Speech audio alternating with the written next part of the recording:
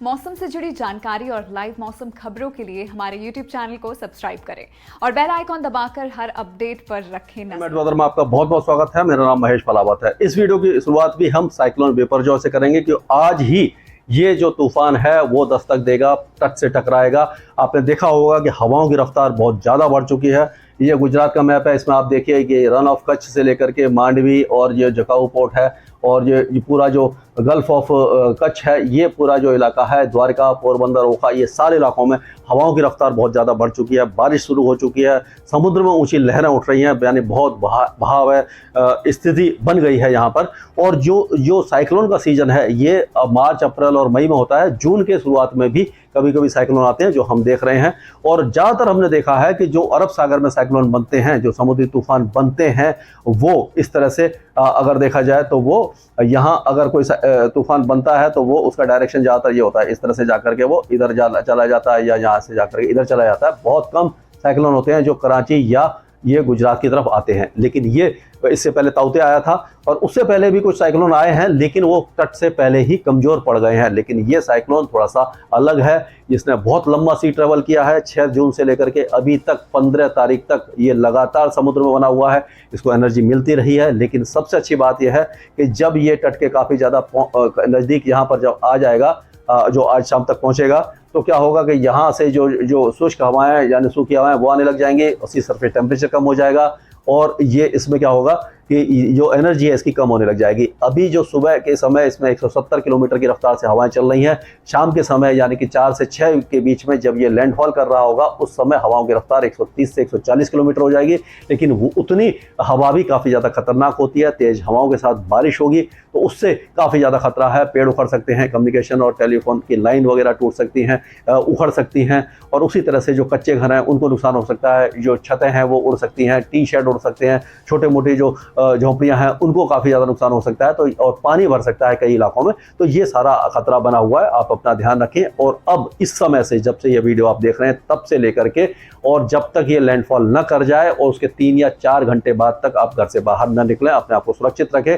कभी कभी क्या होता है कि ऐसा लगता है कि साइक्लोन चला गया, लेकिन जब आप बाहर निकलते हैं तो कुछ इमारतें हैं या कुछ स्ट्रक्चर हैं जो कमज़ोर हो चुके होते हैं हवा और बारिश के कारण। अगर वो एक तेज़ झोंका आता है तो वो गिर सकते हैं, जिससे आपको नुकसान हो सकता है। और सबसे बड़ी बात है कि जो लैंडफॉल होता है, तो जो आई ऑफ साइक्लोन जब लैंडफॉल करती है उसको लैंडफॉल कहते हैं। जिस जगह पर वो उसका सेंटर लैंडफॉल करता है, जहाँ पर भी सेंटर होता है उसमें क्या होता है कि मैं आपको एक बताने की कोशिश करता हूँ। ये मैप को आप वो मत मानिए कि इतना बड़ा, ये इतनी बड़ी अगर ये आई है यानी कि इसके चारों तरफ हवाएं बहुत तेज़ी से घूम रही होंगी, तो ये आई जब यहाँ पर एंटर करेगी, समझिए यहाँ पर ये एंटर किया, तो ये आई का ये पहला सिरा जब एंटर करेगा तो घड़ी की उल्टी दिशा में घूम रही होगी हवा। तो यहाँ से दक्षिण से और दक्षिण जो पश्चिमी हवाएं बहुत तेज से चलेंगी जहां पर ये लैंडफॉल करेगा 130 से 140 किलोमीटर की रफ्तार से। और जब ये आगे चला जाएगा तो ये जो बीच का जो हिस्सा है, यानी ये बीच का हिस्सा है ना जो आई का, यहाँ पर मौसम साफ हो जाता है। आधे पौन घंटे तक ऐसा लगता है कि तूफान चला गया। जैसे ही आप, अगर उस समय आपको घर के अंदर ही रहना है और जब ये आई का दूसरा हिस्सा जब लैंडफॉल करेगा तो फिर इधर से हवा बहुत तेज चलेगी, फिर 130 से 140 किलोमीटर की रफ्तार से हवा चलती है। तो जिस जगह लैंडफॉल होगा वहाँ सबसे ज़्यादा खतरा है। इस बात का आपको ध्यान रखने की बहुत ज़्यादा ज़रूरत है। और एक और बात है कि जब ये लैंडफॉल कर चुका होगा तो उसके बाद क्या होगा कि लैंडफॉल के बाद ये आगे बढ़ेगा और इस तरह से यहाँ पर आकर के ये राजस्थान पर डिप्रेशन बन जाएगा और ये उत्तर पश्चिम भारत पर आके लो प्रेशर एरिया बन जाएगी, यानी कि इसकी एनर्जी कम होती जाएगी। लेकिन 15 तारीख को तो पूरे इलाके में बहुत तेज बारिश देगा। 16 तारीख को जो दक्षिणी जो इलाके हैं गुजरात के, यहाँ पर मौसम साफ होने लग जाएगा। लेकिन जो उत्तरी जो कच्छ इलाका है ये, और जो कराची और उसके आसपास के इलाके, जो चोर है, बदिन है और हैदराबाद है, भावलपुर है, ये सारे इलाकों में भी तेज़ बारिश होगी।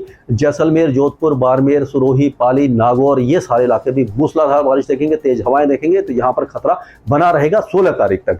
17 तारीख होते होते ये वेदर एक्टिविटी और आगे बढ़ जाएगी, यानी कि जो पाकिस्तान के सेंट्रल भागों से लेकर के जैसलमेर, जोधपुर से लेकर के और ये आगे चली जाएगी चुरू, बीकानेर और अजमेर, जयपुर और उसके आसपास के इलाकों में। यहाँ तक मौसम हो जाएगा 18 तारीख को। और 18 तारीख को ही जो दक्षिणी हरियाणा है, दिल्ली है और जो दक्षिण पश्चिमी उत्तर प्रदेश है, जैसे कि आगरा, मथुरा, एटा, अलीगढ़ और जो हाथरस वगैरह हैं, यहाँ पर बारिश की गतिविधियाँ बढ़ जाएंगी। और उसी तरह से फिर उसके और आगे जब जाएंगे तो 20 और 21 तारीख को जो उत्तराखंड तक बारिश की गतिविधियाँ देखने को मिलेंगी, मेरठ, मुजफ्फरनगर, सहारनपुर, बिजनौर, यहाँ से लेकर के ये उत्तराखंड तक बारिश देता जाएगा। जैसे ताउते तूफान गया था उसी तरह से ये तूफान भी उत्तर भारत तक इसका अपना असर छोड़ेगा। तो ये तो बात हुई तूफान की। और वैसे आपको मालूम है कि जो सीजन है, इसके बाद अगला जो सीजन आएगा वो अक्टूबर, नवंबर, दिसंबर का आएगा। और पिछले कुछ सालों से हमने देखा है कि कई लोग पूछ रहे हैं कि अब पहले अरब सागर में तूफान नहीं आते थे।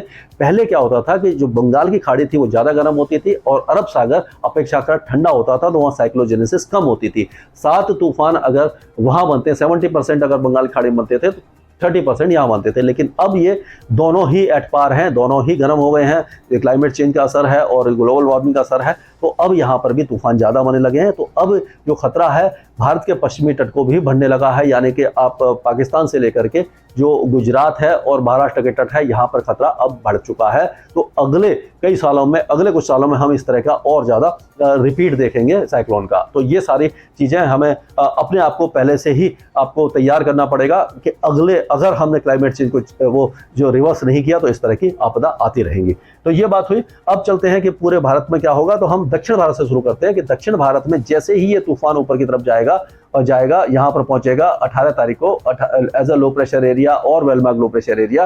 तो ये जो हवाएं हैं, अभी आप देखिए कि ये क्या थी, अभी तक हवाएं जो थी इसी के चारों तरफ घूम रही थी। अब क्या होगा कि ये तूफान जब ऊपर चला गया तो ये हवा जो इसको खींच रहा था, हवाओं को ये खींच नहीं पाएगा, यहाँ आकर ये कमजोर हो गया। अब क्या होगा कि जब ये पूरी तरह कमजोर हो गया तो ये जो हवाएं हैं, जो दक्षिण पश्चिमी मानसून जिसको कहते हैं, दक्षिण पश्चिमी मानसून वाली हवाएं, वो काफ़ी ज़्यादा स्ट्रॉन्ग हो जाएंगी।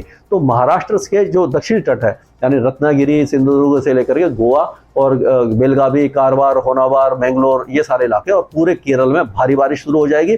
उसी तरह से अंदरूनी कर्नाटका में बेंगलुरु वगैरह के साथ साथ तमिलनाडु और आंध्र प्रदेश में भी भारी बारिश शुरू हो जाएगी, यानी एक्टिव मानसून कंडीशन देखने को मिलेंगी, ये जो साइक्लोन का असर कम होते ही। और उसके बाद ये जो हवाएं जब इस तरह से घूमती है और ये जो उत्तर पूर्वी जो भारत है, यहाँ पर मूसलाधार बारिश कम से कम 1 हफ्ते तक रहेगी और बहुत ज़्यादा भारी बारिश होगी, यानी 200 से 300 मिलीमीटर की बारिश नॉर्मल है, कई इलाकों में हो सकती है, यानी जल भराव की आशंका है। और असम में एक बार फिर बाढ़ का खतरा मुझे लग रहा है कि आ सकता है। और उसी तरह से उप हिमालय, पश्चिम बंगाल, सिक्किम और जो बिहार के उत्तरी इलाके हैं, यहाँ पर भी बारिश की गतिविधियां बढ़ने वाली हैं। लेकिन मानसून अभी उत्तर प्रदेश और पूरे बिहार और उड़ीसा को नहीं पहुंचेगा, वहाँ टाइम लगाएगा, 4-5 दिन और लगेंगे, तब जाकर यहाँ पहुंचेगा। लेकिन 20-21 तारीख को जब ये वेदर सिस्टम यहाँ पर आकर के दिल्ली और उसके आसपास बारिश देगा तो ये इसका असर ये पूरे जो तराई वाले इलाके हैं उत्तर प्रदेश के, यहाँ पर देखने को मिलेगा। पूर्वी उत्तर प्रदेश है, गोरखपुर, सिद्धार्थनगर, कुशीनगर, बांदा, ये सारे इलाके भी बारिश देखेंगे, गोंडा बस्ती वगैरह, तो बांदा नहीं, गोंडा बस्ती वगैरह। तो यहाँ पर बारिश जब हो जाएगी तो हो सकता है कि 20 तारीख के आसपास जो मानसून है वहाँ पर दस्तक दे जाए, यानी कि मानसून वहाँ पहुँच जाए पूर्वी उत्तर प्रदेश में। ये देखने वाली बात है, लेकिन उस समय ही बारिश होगी। अब अगर मध्य भारत की बात करते हैं तो जो मध्य प्रदेश है और जो छत्तीसगढ़ है, विदर्भ, मराठवाड़ा, तेलंगाना में बारिश शुरू हो जाएगी, लेकिन जो गर्मी है वो बरकरार रहेगी। और कुल मिलाकर के हम कह सकते हैं पूरे जून में जो मध्य प्रदेश है, छत्तीसगढ़ है, उड़ीसा के अंदरूनी इलाके हैं और राजस्थान के साथ साथ गुजरात के ज़्यादातर इलाके पूरी तरह शुष्क रहेंगे। ये मानसून के ये साइक्लोन के बाद जो बारिश है वो बंद होने वाली है। कम से कम 10-12 दिन का सूखा है इस इलाके में। और हमने एक मैप बनाया था, आपको दिखाते हैं कि जो ये मैप कहीं उसमें डाला है हमने, तो ये पूरे भारत का मैप है। इसमें आप देखिए कि ये बारिश जो ज़्यादा है यानी एक्सट्रीमली है, ये जो रेड है, ये स्पॉट आप देख रहे हैं पूरे राजस्थान में, गुजरात का पूरा इलाका और जो कोंकण एंड गोवा के साथ साथ ये पूरा जो इलाका है ये पूरा शुष्क है। तो जुलाई के पहले सप्ताह तक यहाँ पर जो है बारिश बहुत ज़्यादा कम है। तो यहाँ के किसान भाई अपना ध्यान रखें कि अब ये जो बारिश साइक्लोन के कारण हो रही है, उसके बाद ये पूरा इलाका सूखा होने वाला है, गर्मी बढ़ने वाली है, यानी कि आपकी फसल अगर आपके पास पानी का इंतजाम नहीं है तो फिर से सूख सकती है। इसीलिए जुलाई तक आपको इंतजार करना पड़ेगा। जैसे हमने पहले बताया था कि अल नीनो का असर है और इस बार मानसून कमज़ोर रह सकता है। तो जून का महीना बहुत ज़्यादा सूखा निकलने वाला है और जुलाई और अगस्त और सितंबर में बारिश शुरू हो जाएगी, अच्छी बारिश होगी, लेकिन सामान्य से थोड़ी सी कम रहेगी, बहुत ज़्यादा चिंता वाली बात नहीं है। लेकिन जून को आप मान के चलिए कि जून में आपको अच्छी बारिश दिखाई नहीं देने वाली है। इसके आगे जो भी अपडेट होगा ये सारी चीज़ें हम अपने ऐप पर भी डालते हैं। हमारी ऐप को आप जो स्काईमेट वेदर की ऐप है, एंड्रॉइड और iOS दोनों को आप डाउनलोड कर सकते हैं, उसमें सारी जानकारी आपको मिल जाएगी। स्काईमेट वेदर में अभी के लिए इतना है। मौसम से जुड़ी जानकारी और लाइव मौसम खबरों के लिए हमारे YouTube चैनल को सब्सक्राइब करें और बेल आइकॉन दबाकर हर अपडेट पर रखें नजर।